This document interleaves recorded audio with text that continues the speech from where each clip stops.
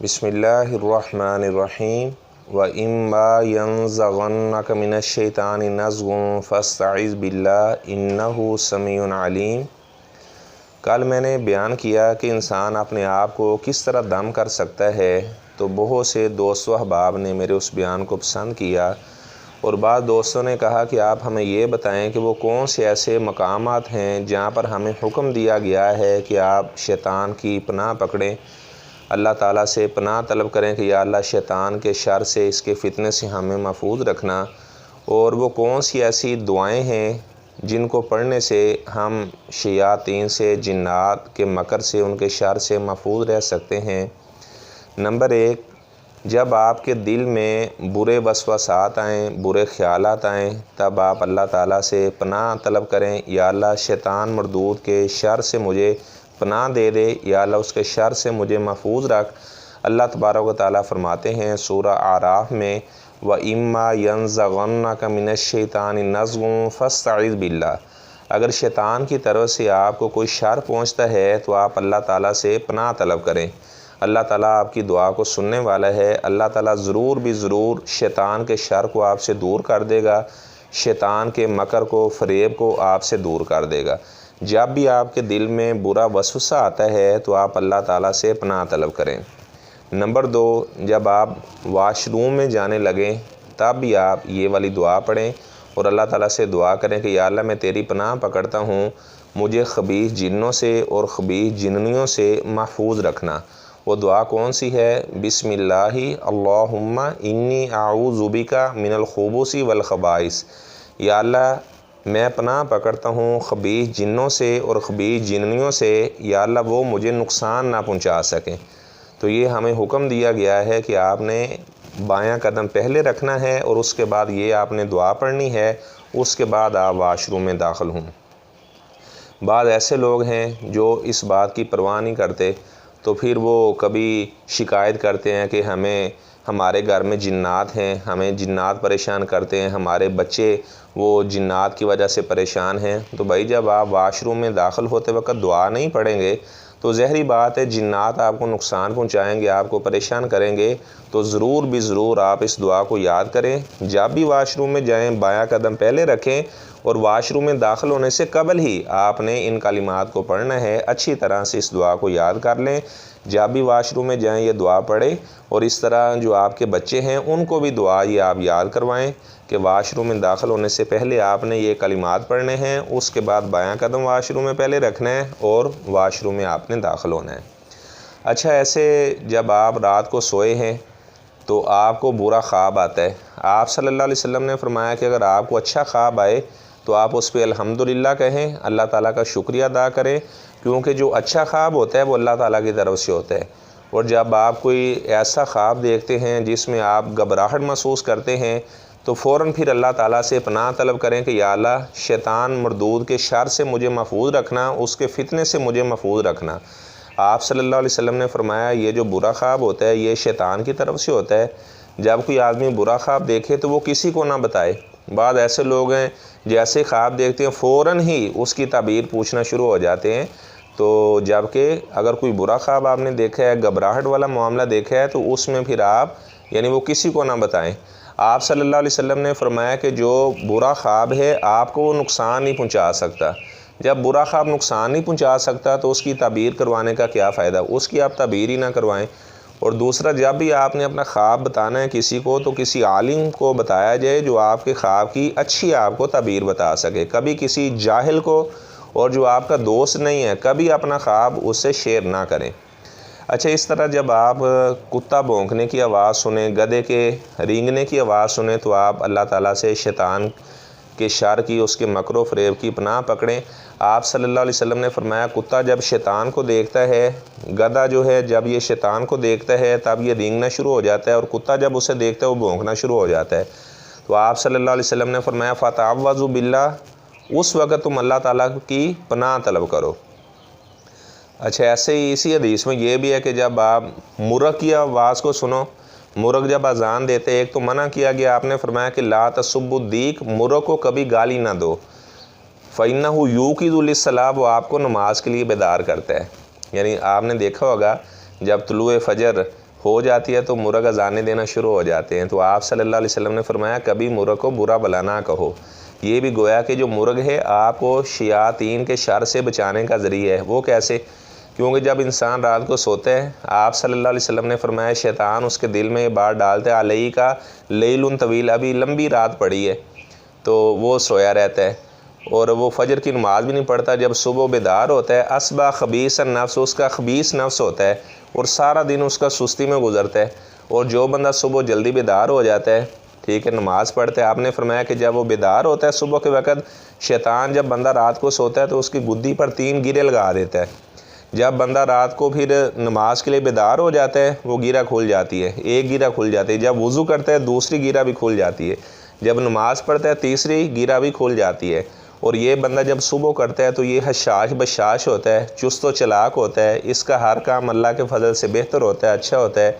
और जो बेनमाजी आदमी है जो रात को 2 बजे सोते हैं और दिन को जनाब 12 बजे बेदार हो गए, तो ज़हरी बात है उसके माल में कैसे बरकत आएगी।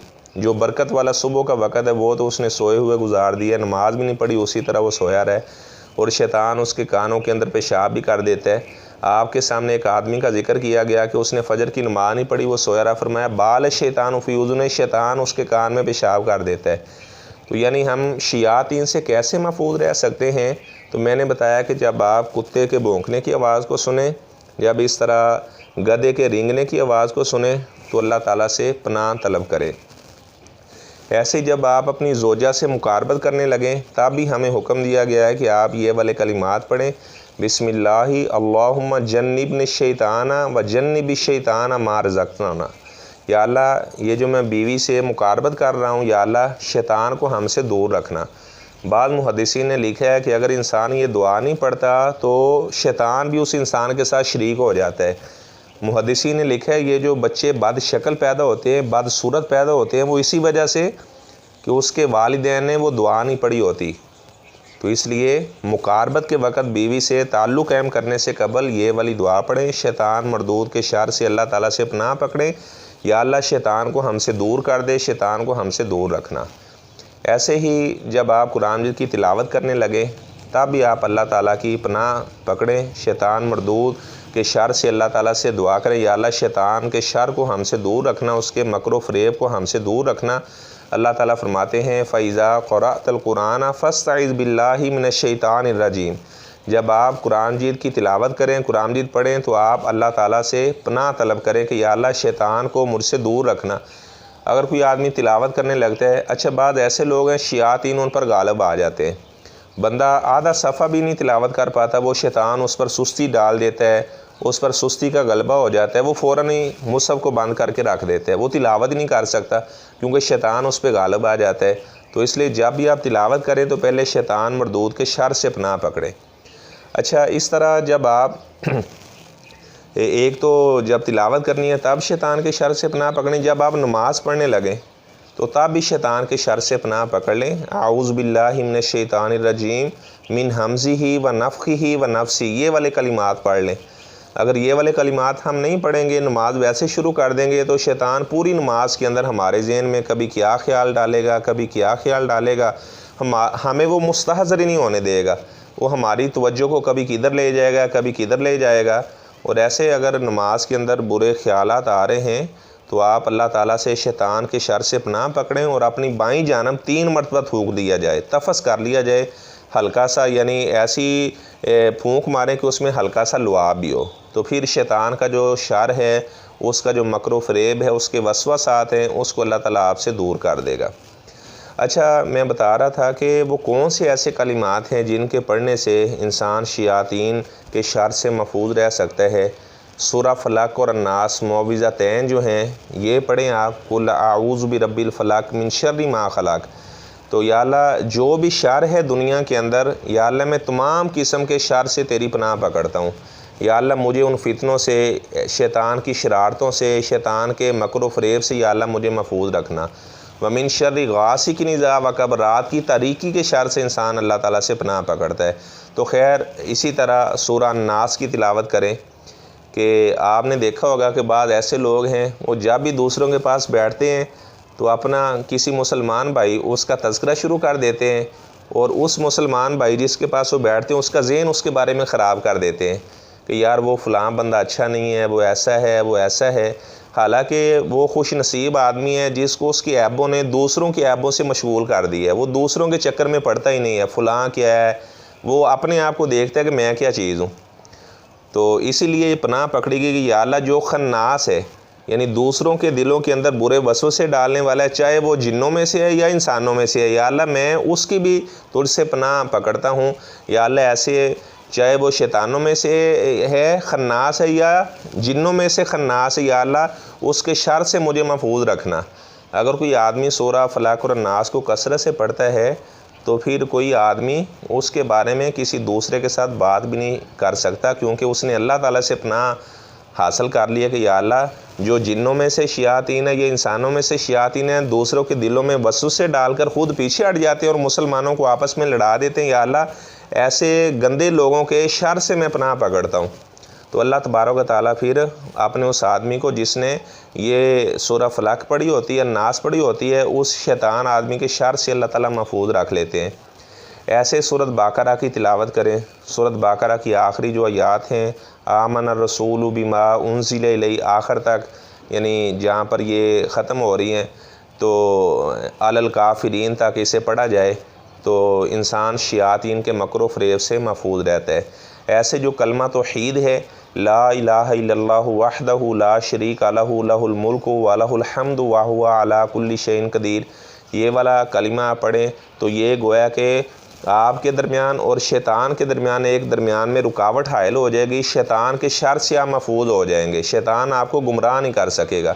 एक दफ़ा पढ़ लें, 10 दफ़ा पढ़ें तो अफसल है, अगर इसे 100 दफ़ा पढ़ लें तो फिर और अफसल है। तो यानी ये वाले कलिमात पढ़ने से भी इंसान शयातीन के मकर फ़रेब से महफूज रहता है। इसी तरह आप अज़कार करते हैं, तिलावत करते हैं। अल्लाह ताला फरमाते हैं वइज़ा क़रअतल क़ुरआन, जब आप कुरान की तिलावत करते हैं, जअलना बैनक व बैनल्लज़ीना ला युमिनूना बिल आखिरति हिजाबम मस्तूरा, आपके दरमियान और जो लोग अल्लाह ताला पर ईमान नहीं लेकर आते, चाहे वो शयातीन में से हैं या इंसानों में से हैं, अल्लाह ताला आपके और उनके दरमियान एक रुकावट खड़ी कर देता है, वो आपको कभी भी नुकसान नहीं पहुंचा सकते। तो इस तरह अज़ान पढ़ना, अगर कोई आदमी महसूस करता है कि उसके घर में शयातीन हैं तो वहाँ पर अज़ान पढ़े तो वहाँ से शैतान भाग जाता है।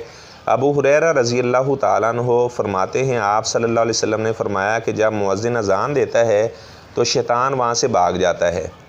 तो एक सहाबी हज़रत सुहैर रज़ी अल्लाह तआला अन्हु, उनके वालिद ने उन्हें किसी काम के लिए भेजा, तो वो फरमाते कि मैं जब जा रहा था तो मेरा नाम लेकर किसी ने आवाज़ दी, तो हमने देखा दाएं बाएं तो कोई हमें नज़र ना आया।